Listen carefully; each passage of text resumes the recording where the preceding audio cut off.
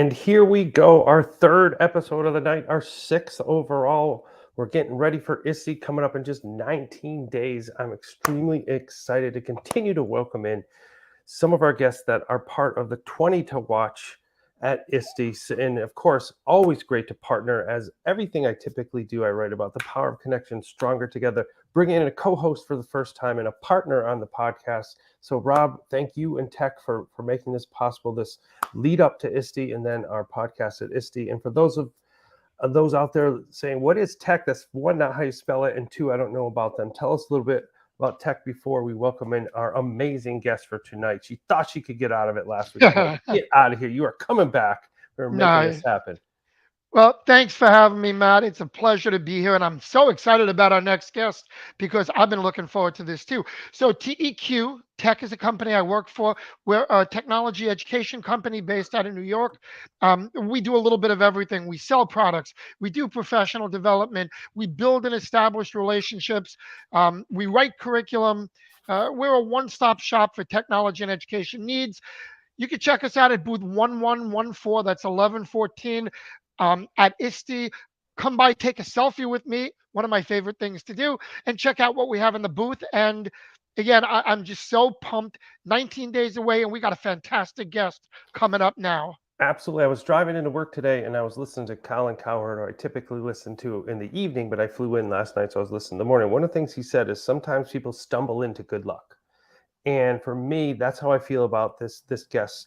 Out of random, one day we were just following each other on the Walking Ed, and she was walking through New York City, chatting about doing some things, probably like 4 years ago. And from that point on, I saw just how talented she was. And I'm so fortunate to be not only her friend, somebody who supports her voice, but just an admirer of her work and all that she does. So I want to welcome in Yaritza to the Stronger Together podcast. And I think at watching the opening, one of the only guests we have so far that is in the opening montage. So it's like to have you here. I felt fancy and famous. There you go. So for those out there who are just learning about you for the first time, tell us a little bit about yourself and your work. Hello, everyone. I'm Yaritza Villalba. I taught U.S. history for 12 years and then later on became an assistant principal for half the year before going on as a full-time consultant for Microsoft Flip.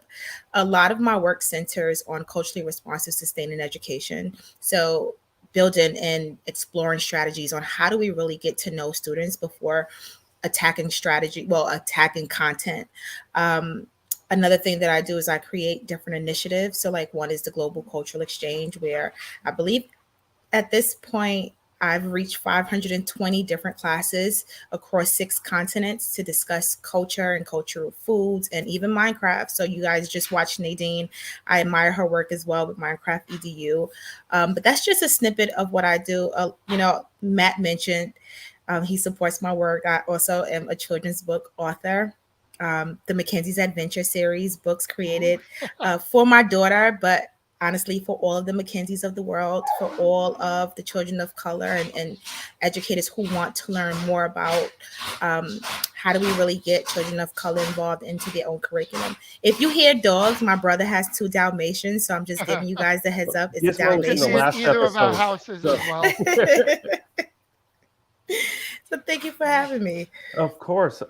So 20 to watch at ISTE. I think it would take the whole entire program to list all that you are doing at ISTE for sure. But as a quick snippet, here's some of the things that you are doing. On the 27th, you have Hop Aboard the Global Culture Exchange, Discovery Museum Gallery. The 28th, you have a playground session, and then 3 culturally responsive sustaining strategies to increase student engagement. You can see all of this at her Twitter handle or Instagram handle you see here. Check her out on the program as well. But tell us about your sessions so that we can all come learn from you as well. So that was 4 of my 7 sessions. I have 7 That's sessions. all we could squeeze in. Yeah, I have 7 sessions at ISTE. I'm totally excited, right? I know people are like, oh, that's too much. I'm like, that's not enough. I wish I had about 100 sessions because it's really important to share culturally responsive strategies and practices. And not too many people understand that it's literally as simple as finding ways to get to know your students and incorporating who your students are into your daily practices. So those 4 sessions are centered on the global cultural exchange, but I also have a session during New York State of Mind, where I actually talk about Mackenzie's Time Machine and that culturally responsive text. I believe I also have a session at the Discovery Museum, which is something new at ISTE. We have a gallery that's centered on the global cultural exchange, where you all will be able to take your phones out, scan that QR code, and if you're using a Flip app, it'll turn the video into augmented reality, and you get to learn firsthand from students around the world. So for the first, go ahead, Rob, and then I have something. But I was going to say, you said something really interesting. I'm a former teacher. I taught in Crown Heights in Brooklyn, which was a very culturally diverse district. And you said something really, really important. A lot of schools have a multicultural day where they celebrate cultures during the course of a day, but they don't, and they're so proud of it, which is wonderful. They don't Right. realize that it's not enough. It's got to be every day, every lesson. You have to respect and showcase and highlight everybody's personality to make it real for the students. So what you said really hit home for me, and I appreciate it.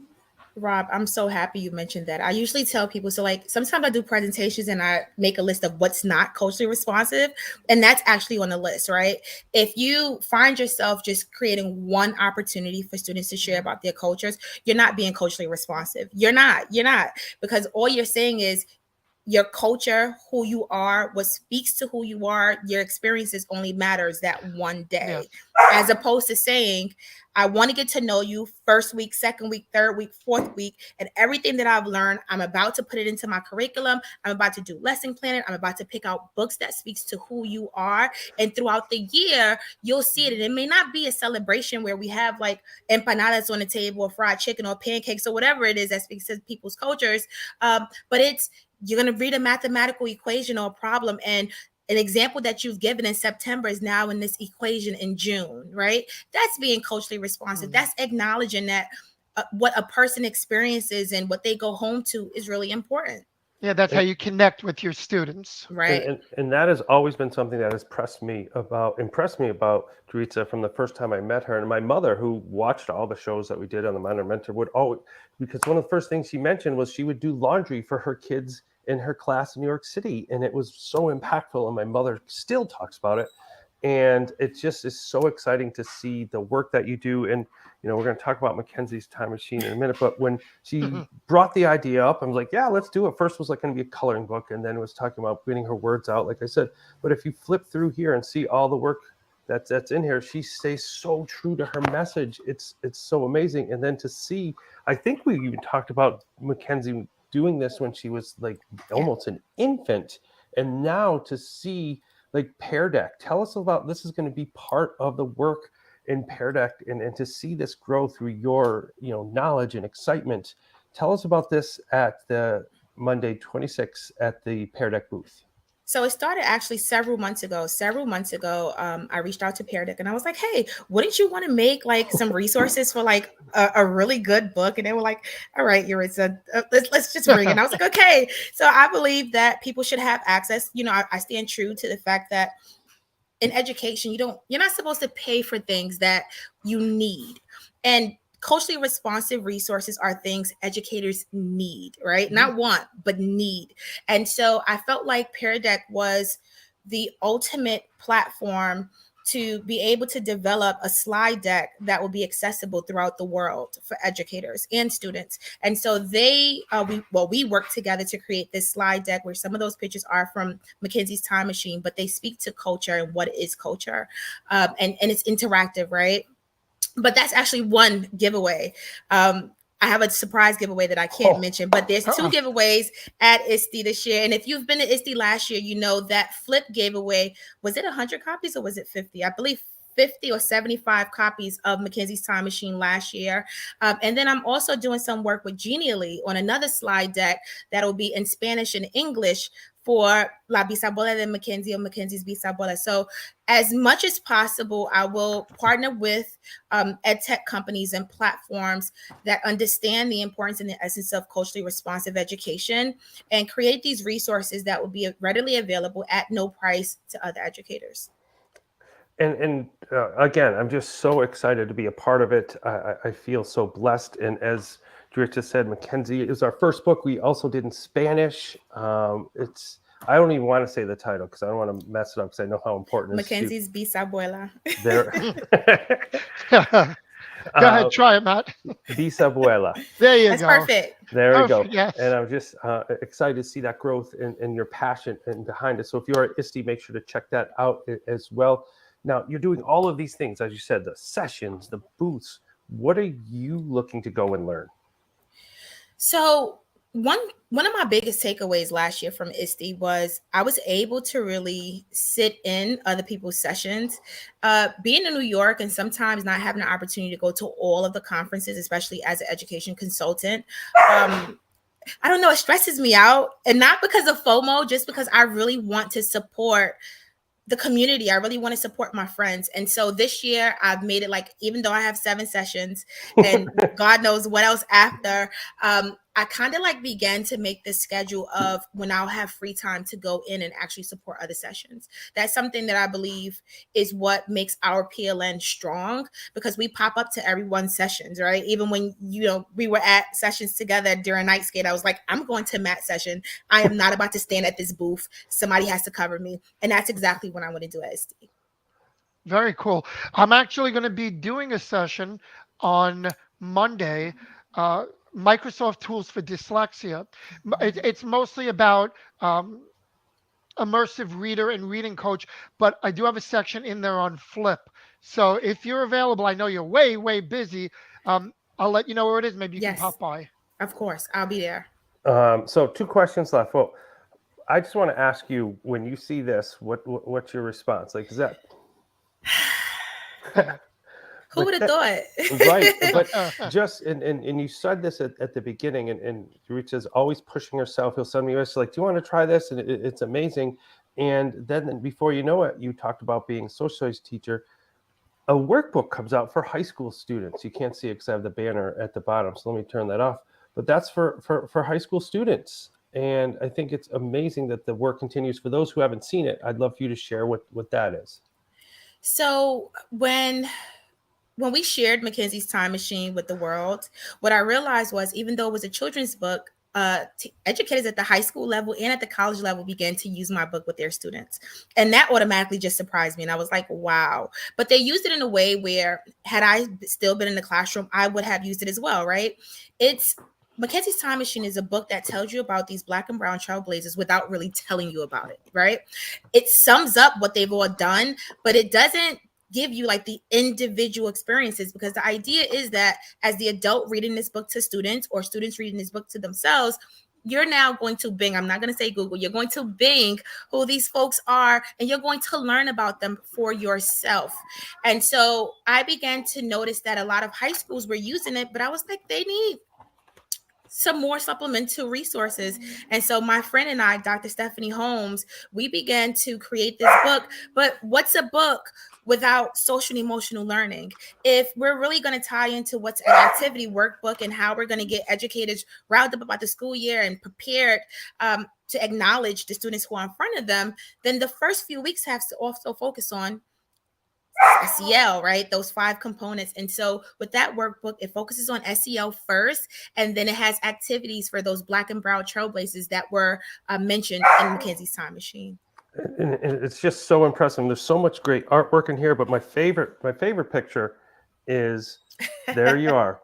And what I really, I mean, obviously seeing you succeed is amazing, but the way you described it one time was the first time I heard you describe it like this way, that you were building an empire for your young daughter, and to have women of color in a power position, that she is, under 3 years old and has books around us. And I think that's empowering. And I think it, brings together that stronger together, that mindset, the way you lead, the way you're passionate about it. But if I were to ask you, as I do with every guest at the end, what does Stronger Together mean to you? How would you describe that? It means living with purpose. Um, from the time I began to share resources on Twitter to now, I've just been my authentic self, right? And that has always been almost like a reminder of Yaritza, regardless of who you work for or you work with, you have to create something for people that can't afford it. You have to acknowledge that not everyone is going to be able to afford, platforms that are $34.99 or platforms that remain free for the moment. So how are you going to create these resources, even if it is using that platform, but in a way where you influence that platform to make readily available for folks? So even the work that I do now, and bringing in Minecraft, I was like, hey, I have some countries that the educators can't really afford to bring Minecraft to their students. So can you make this available for free? And Layla, she was like, yeah, let's do it. And I was like, that's a win, right? So everything that I do, I try to make sure that it's purposeful. I try to make sure that it's not about Yaritza. It's about that teacher impacting their classroom. Those students are going to impact their household. Those parents are going to go out and impact their workplace. It's all a working stream. And, you brought up Mackenzie, and as a Black woman, a Latina, Afro-Latina, everything that I've done from the time that I knew I was having a baby to now has always been centered on, if I were to die tomorrow, I would want Mackenzie to live through all of my experiences, but also be able to read those books and say, I know who I am, right? So if no one else reminds of who she is, she just has to pick up her own book. Absolutely. Absolutely. So speaking of, if you want to check out more of Yaritza's work and Mackenzie's adventure, the website is below. It is a great site, has all the information to learn more about not only the books, and I'm not saying that in a self-serving way, I'm saying that and just proud of the work. And I've learned so much just from this just journey as well.